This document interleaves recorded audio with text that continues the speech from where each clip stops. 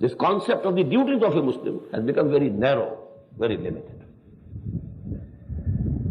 Now, the behavior and practical attitude of a person necessarily depends upon his own conceptions. I've been giving an example. If you employ a person and you tell him, these are 10 duties that you have to perform every day. Due to some accident, he remembers only 3. He has forgotten the rest of the 7.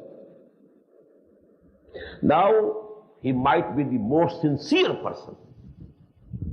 He might be the most hard-working person.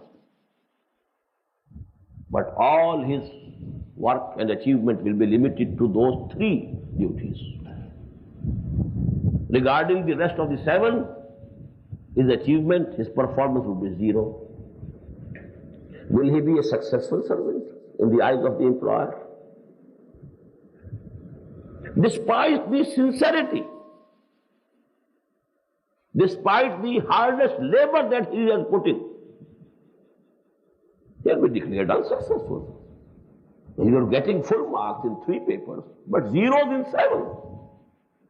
How can you pass?